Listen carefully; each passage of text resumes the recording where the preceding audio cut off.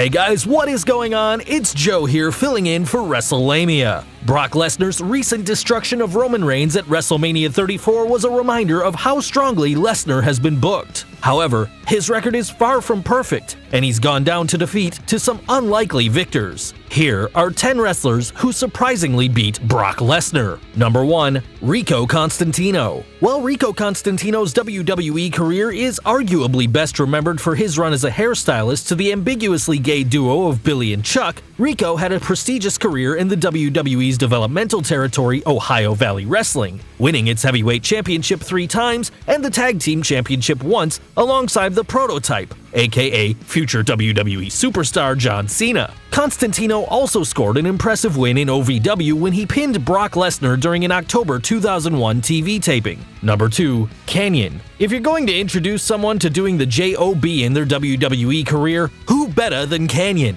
Lesnar was early on in his main roster career, but prior to his television debut, when he met Kanyon at Columbus, Missouri's Hearns Center on October 20, 2001, falling to Kanyon after the former Mortis hit the flatliner, covering Lesnar for the win. Keep in mind that while Lesnar would be portrayed as a monster heel once he debuted on WWE television, his dark matches saw him counting the lights on several occasions, something normal for most WWE newcomers. This follows Vince McMahon's long-standing policy of wrestlers paying their dues even when they are in for a monster push. Number 3. Billy Gunn. The once and future Ass King, aka Badass Billy Gunn, defeated Brock Lesnar not once, but twice. Yes, you heard us correctly, the Beast Incarnate counted the lights not once, but twice for Billy Gunn, best remembered for his tag team runs in the Smoking Guns and the New Age Outlaws. The first time, Gunn pinned Lesnar during a dark match at the WWE's Jacked TV tapings on October 22, 2001, hitting the Fameasser for the win. Gunn repeated the feat the next night during another dark match, this time during a TV taping of Sunday Night Heat, again hitting his finisher to score the win. Number 4. Albert. Younger fans probably know Albert, aka Matt Bloom, more for his time in the guise of Tensai, who debuted in 2012 with a short-lived push, but ultimately saw him reduced to a comedy character who worked alongside Santino Marella. Years earlier, Bloom worked in the WWE as Prince Albert, and then A-Train. On November 20th, 2001, Albert defeated Brock Lesnar during a Sunday Night Heat taping, hitting the Baldo Bomb for the 3 count. Bloom now works as head coach for NXT, having replaced Bill DeMott, aka Hugh Morrus, one of the other names on our list. Number 5. Lance Storm. Badass Billy Gunn isn't the only superstar with 2 wins over Brock Lesnar. As 2002 began, the WWE was getting ready to introduce Lesnar to the main roster, but they weren't quite there yet. On January 4th, 2002, Lesnar met Lance Storm in Binghamton, New York, at the Broome County Arena, falling to Storm after a bridge. The following night, Storm scored another pinfall victory over Lesnar, this time in Springfield, Massachusetts. Storm got the win but paid for his victory as Lesnar knocked him out cold. Coincidentally, Storm's promos had the same effect on fans, lulling them into unconsciousness the more he spoke. Number 6. Hugh Morrus. Bill DeMott jumped from WCW to the WWF during the Invasion angle, working as a mid-card act during his WWF run that saw him continue portraying his character Hugh Morrus. Although Morrus was often used to put wrestlers over, he was a skilled worker who could be counted on for good matches and was remarkably agile for a man his size. Early in Lesnar's run, he worked a number of matches at house shows with Morrus. On January 12, 2002, Morrus clashed with Lesnar in Beaumont, Texas, covering him for the 3 count. It's been said that everything is bigger in Texas, but Lesnar's January run there was a big loss, with Morrus upending Lesnar again on January 13, 2002 in Waco, Texas. Number 7. Mr. Perfect. 2002 saw the return of Curt Hennig, aka Mr. Perfect, to the WWE, appearing at 2002's Royal Rumble after an 8-year absence from a WWE ring. Although Perfect didn't win the Rumble, his performance was enough to get him another run in the WWE. Hennig defeated Lesnar in a dark match during the January 28, 2002 taping of Jacked in the Richmond, Virginia Coliseum, then clashed with him at house shows including one in Rolla, Missouri on February 9, 2002, where Hennig earned one in the win column.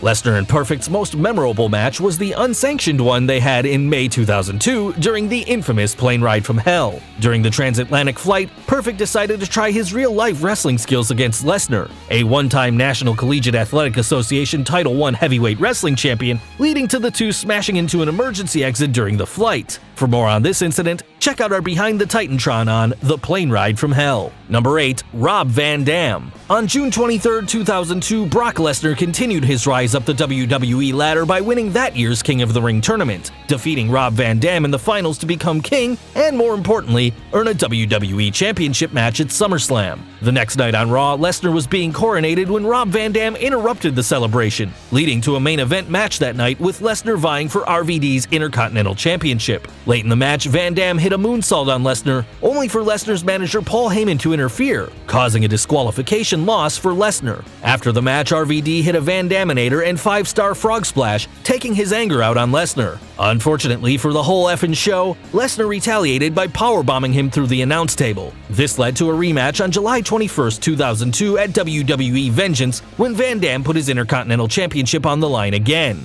The match saw Van Dam on the cusp of victory, hitting his finisher, the 5-star frog splash, and covering Lesnar for the pin. However, Paul Heyman interfered again, this time pulling referee Charles Robinson out of the ring. Lesnar was disqualified, but he and Van Dam continued brawling. Van Dam went for the Van Daminator, but Paul Heyman provided all the distraction Lesnar needed to hit an F5 on the champ, driving him into the steel chair. Number 9. Spanky. By August 2002, Lesnar had won the WWE Championship, becoming the youngest person in history to do so at the same time. Lesnar was 25. The following year, Lesnar was coming off of his second title reign, having recently lost it to Kurt Angle at Vengeance. The loss pushed Lesnar over the edge, with the Beast turning heel and brutalizing much smaller opponents to take out his aggressions. One person who happened to be in the wrong place at the wrong time was Spanky, the cruiserweight who found himself across the ring from Lesnar on the August 12, 2003 episode of SmackDown. Lesnar destroyed Spanky, clobbering him with a steel chair, then F5ing him into the ring post. Spanky won the match by disqualification,